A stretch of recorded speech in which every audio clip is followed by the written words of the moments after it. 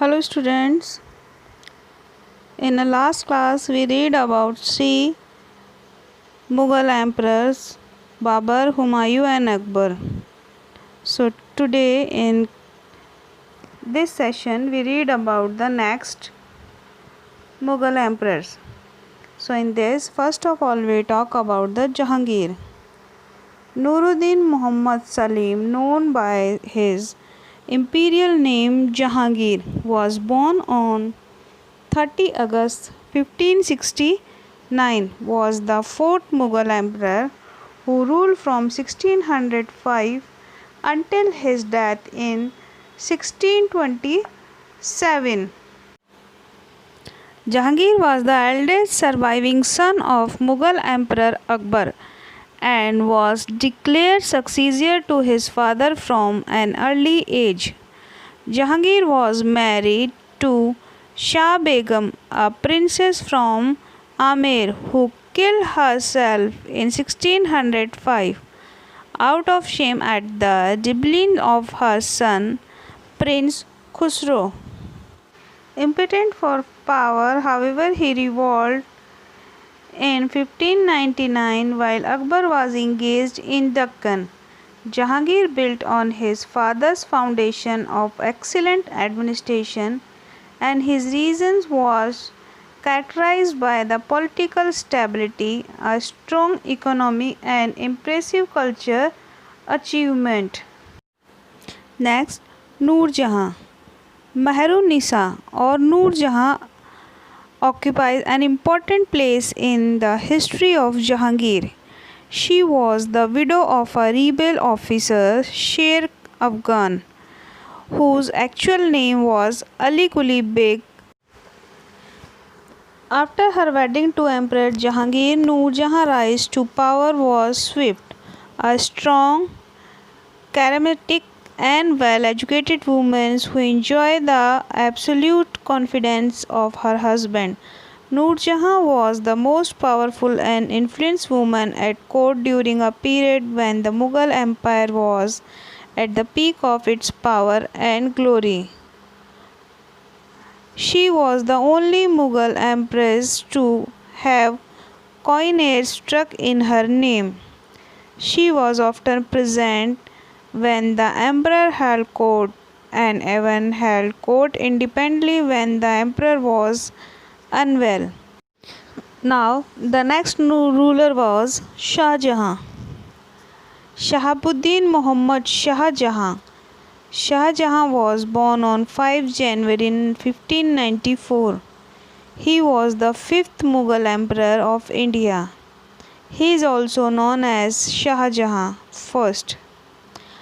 Shah Jahan assumes the Mughal throne on 24 January 1628 in Agra, a few days after the death of Jahangir. Shah Jahan has left behind an extraordinary architectural legacy. It was at his command that the Taj Mahal was built in Agra in memory of his favorite wife, Mumtaz Mahal. He ruled from 1628 until 1658. Born Prince Khurram, he was the son of Emperor Jahangir and his Hindu Rajput wife Taj Bibi Bilkish Makani.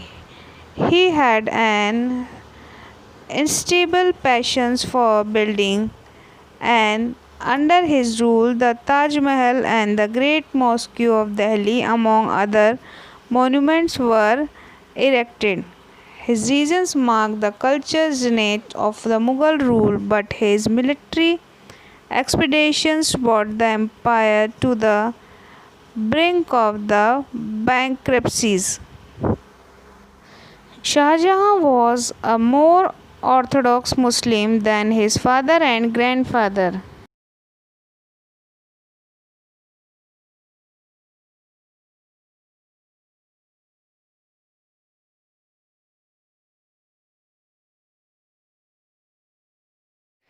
Now we are talking about the peacock throne. The name comes from the shape of throne having the figures of two peacocks standing behind it, their tails being expanded and the whole so enhanced with rubies, emeralds, pearls, and other precious stones of appropriate colors as to represent life. Created for the Mughal Basha Shah Jahan of India in 17th century, which was in his imperial capital Delhi's public audience hall, the Diwan-e-Am. Shah Jahan had the famous Kohinoor diamond placed in this throne.